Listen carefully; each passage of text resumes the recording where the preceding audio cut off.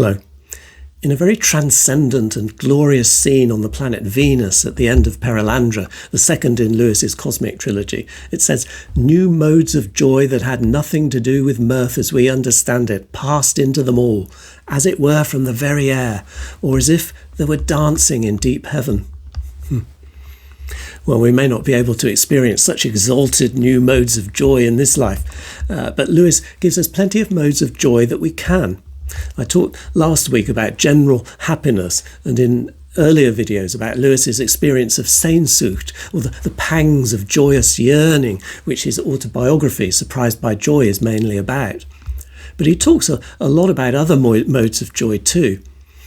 Devil Screwtape's ideas about the evils of having fun was one, and pleasure and merriment are two that I'll do separate videos on. But today I want to talk briefly about a quite profound form of deep down gladness that you often find in Lewis. In the new Heaven Narnia of the Last Battle, the Lord Diggory, otherwise known as the Professor, says, "Bless me, what do they teach them at these schools?" And everybody laughs because it was so exactly like him to say that sort of thing way back in the days of The Lion, the Witch and the Wardrobe. But very quickly they all became grave again. For as you know, there is a kind of happiness and wonder that makes you serious. It's too good to waste on jokes.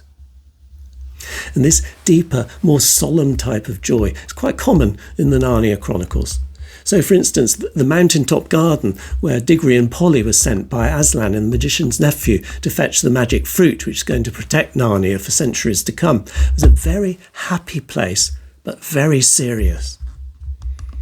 When Father Christmas met the children in the first chronicle, he was not the jolly caricature that we think of in this world on Christmas cards, you know. That would be the dimmest, palest shadow of the real thing. But this is the real Father Christmas, and Lewis describes him as glad and solemn and still. The Disney film version clothes him in brown, not red, to make the distinction. And it's his profound gladness above all that Lewis stresses. It's a deep and holy joy, which is quite infectious. It made the children and the beavers themselves tranquil and glad. Lucy felt running through her that deep shiver of gladness which you only get if you're being solemn and still. It was the same when the children first met Aslan at the stone table. The solemn, overwhelming eyes, the relief, the quieting of the spirit, the gladness. Aslan's rich, deep voice in particular calmed their nervousness. They now felt glad and quiet, and it didn't seem awkward to them to stand and say nothing. The combination of trembling and deep gladness that comes to characters in Aslan's overwhelming presence is marvellously expressed when all four children together see him in Prince Caspian. Aslan had stopped and turned and stood facing them, looking so majestic that they felt as glad as anyone can who feels afraid, and as afraid as anyone can who feels glad.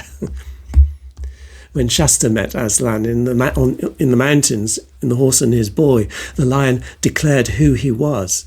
"Myself," with a voice full of power, very deep and low so that the earth shook. "Myself," in a voice full of joy, loud and clear and gay.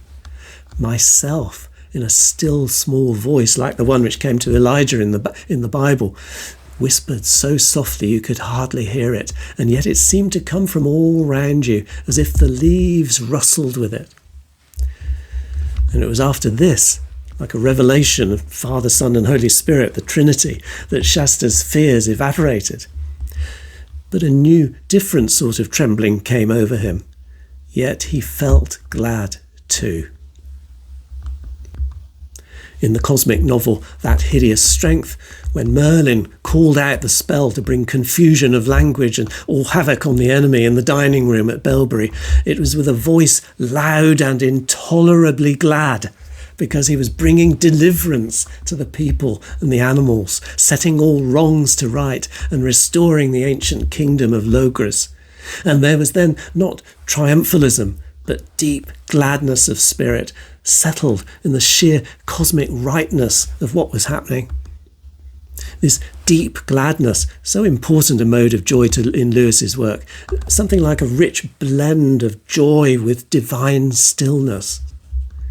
May you know some of that deep down gladness today.